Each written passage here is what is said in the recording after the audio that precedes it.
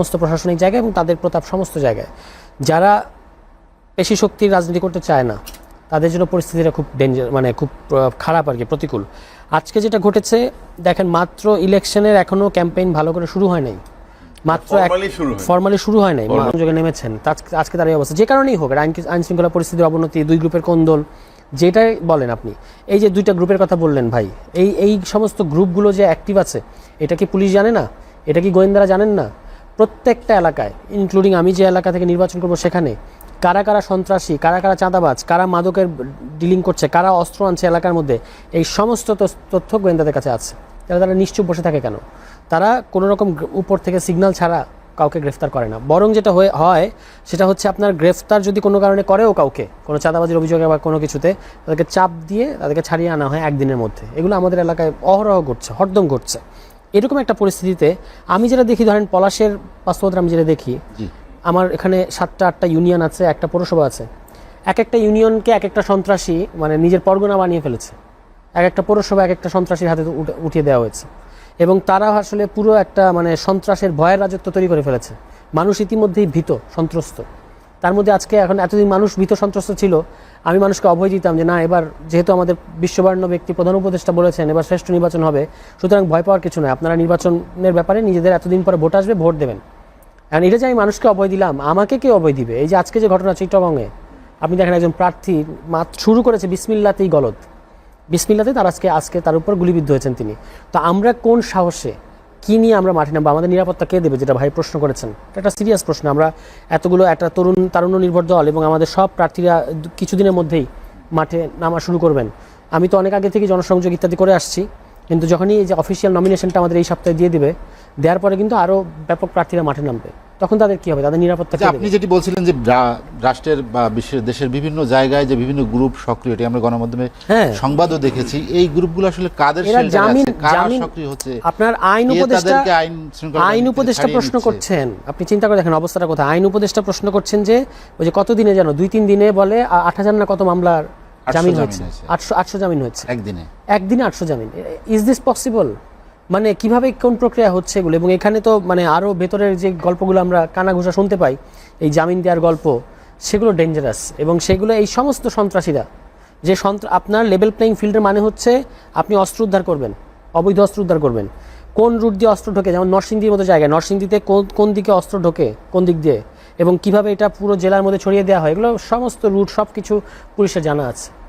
এখন যেখানে অবৈধ অস্ত্র উদ্ধার করার কথা, সন্ত্রাসীদের জেলে নেওয়ার কথা, যাদের বিরুদ্ধে বিভিন্ন মামলা আছে, তারা ছাড়া পাচ্ছে এবং ছাড়া পেয়ে তারা ব্যাপকভাবে ঘুরে বেড়াচ্ছে সব বিভিন্ন জায়গায়। মানুষজন আসলে আতঙ্কিত এবং এটার প্রভাব কিন্তু ভোটের মধ্যেও পড়তে পারে। মানুষ যদি দেখে যে সন্ত্রাসীরা টেক ওভার করেছে, সন্ত্রাসীরা বিভিন্ন জিনিসে সমাজের মধ্যে মানে মেইন স্ট্রিমে ঘোরাফেরা করছে, তখন কিন্তু মানুষ ভয় পেয়ে যাবে এবং এটার ইম্প্যাক্ট ইলেকশনে পড়বে। তো এগুলোর ক্ষেত্রে সরকারের কী পদক্ষেপ, লিপ সার্ভিসিং দেওয়া ছাড়া আমার কাছে এখনও পর্যন্ত স্পষ্ট না।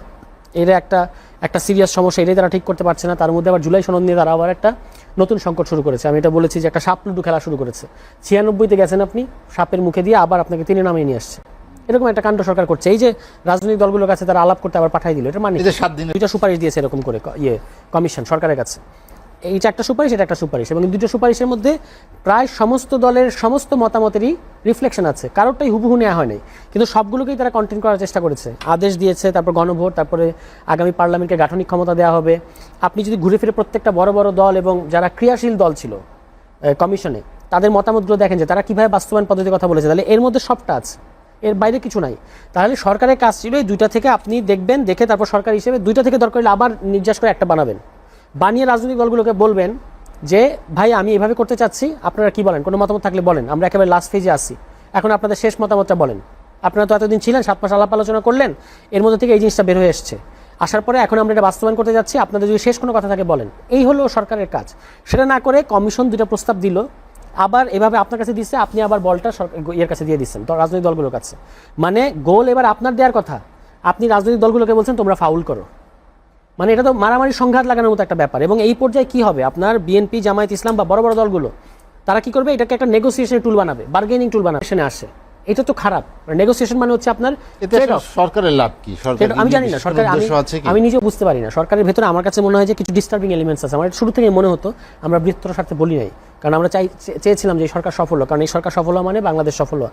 কিন্তু এই সরকারের মধ্যে কিছু ডিস্টার্বিং এলিমেন্টস আছে, যারা কোনো একটা ভোট পাকাতে চায় এরকম, মানে যতই দিন যাচ্ছে স্পষ্ট হচ্ছে। এখন আপনার নির্বাচন আছে 3 মাস, বড় দল আপনার দিয়ে দিয়েছে, তাদের নমিনেশন দিয়ে দিয়েছে, আমরাও দেবো, জামায়াত ইসলাম তো আগে দিয়েছে, অন্যান্য দল দেওয়া শুরু করেছে।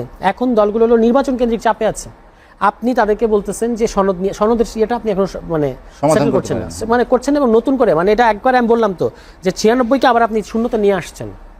এতদিন ধরে যে আলাপ আলোচনা হলো সেটার ভিত্তিতে আপনাকে সিদ্ধান্ত নিতে হবে। ফলে এইটা সরকার কেন করছে আমি ঠিক বুঝতে পারছি না। আর আমার ধারণা প্রধান উপদেষ্টাকে তো আমরা খুব রেসপেক্ট করি এবং উনি আসলে আমাদেরকে উদ্ধার করেছেন এই গণঅভ্যুত্থানের পরে দায়িত্ব নিয়ে, কিন্তু উনি যথেষ্ট পরিমাণ সিরিয়াস না এই ব্যাপারে, এবং উনি যথেষ্ট পরিমাণ কনসার্নড না, মানে ব্যাপারগুলো উনি বোঝেন না কীভাবে কী করতে হবে। এবং ওনাকে যারা সবসময় ঘিরে থাকে, ওনার যে ক্লোজ সার্কেল, তারা যে সমস্ত পরামর্শ, তারা ওনাকে সিরিয়াসলি মিসগাইড করেন পরিস্থিতি সম্পর্কে। উনি ভাবেন ব্যাপারটা খুব সহজ, উনি বসবেন, ওনার সামনে 30টা রাজনৈতিক দল বসবে, উনি বলবেন আমরা শ্রেষ্ঠ নির্বাচন করতে চাই এবং হয়ে যাবে। এত সহজ না জিনিসগুলো। ওনার ধারণা সত্যি সত্যি এত সহজ, ওনাকে দেখে নির্বাচনগুলো এত সহজ হয়ে যাবে। কিন্তু এর জন্য যে রিয়েল, যে আপনি দেখেন কিছুদিন আগে উনি বললেন যে আমি জনপ্রশাসনের বদলিগুলো এবার আমি নিজে হাতে করব। আপনি এতদিন পরে এটা বললেন, আপনি নিজে জনপ্রশাসনের দায়িত্ব আপনার কাছে ছিল। এর আগে যে তুঘলকি কাণ্ড ঘটে গেছে জনপ্রশাসনে, সব এগুলোর নানা কানাঘুষা আপনি শুনেছেন, আমরা সবাই শুনেছি। এতদিন যাওয়ার পরে কি একটা ক্যাবিনেট মিটিং না কি কমিশন না কি একটা কমিটি তারা করে দিছে, ওই কমিটির বিরুদ্ধে সমস্ত রাজনৈতিক দলের অভিযোগ। তার মানে তারা কোনো গুরুতর মানে গোলমাল করছে। এত কিছুর পরে উনি এসে ইলেকশনের 3 মাস আগে এখন তিনি বলছেন আমি আমার হাতে করব। এতক্ষণে যা যা ঘটে গেছে সেটা হলো বিরাট ভয়ঙ্কর ব্যাপার। দেখা গেছে যে ওই একটা জেলার কথা শুনলাম, 4 জনের নামে এরকম অভিযোগ। ডিসি যে নিয়োগগুলো হচ্ছে, প্রধান আগে শেখ হাসিনার অফিসে কাজ করতেন, তাকে আপনার ডিসি বানানো হয়েছে, মানে শেখ হাসিনার দপ্তরে যিনি কাজ করতেন এরকম লোক এখন ডিসি হয়েছে। তো এইরকম এরা যে এরকম হচ্ছে, প্রধান উপদেষ্টা, তার মানে যেটা আমরা চেয়েছিলাম যে আমলাতন্ত্রে একটা বিরাট শুদ্ধি অভিযান চলবে এবং যারা আসলে কেপেবল, যারা নিরপেক্ষ থাকতে পারবেন তাদেরকে দায়িত্ব দেওয়া হবে। কারণ আলটিমেটলি ইলেকশনটা নির্ভর করে, ইলেকশনের ভাগ্য নির্ভর করবে শেষ পর্যন্ত। আপনি যতদিন করাবে এটা দেখবেন যে স্পষ্ট হতে থাকবে, ডিসি, এসপি, ইউএনও, ওসি, এই যে 4টা পোস্ট, এই 4টা পোস্টই আসলে ইলেকশনের জন্য ভাইটাল। তারা যেভাবে চাইবে সেভাবেই হবে। তারা চাইলে ইলেকশন সুষ্ঠু হবে, তাদের ভূমিকাটা খুব ইম্পর্টেন্ট।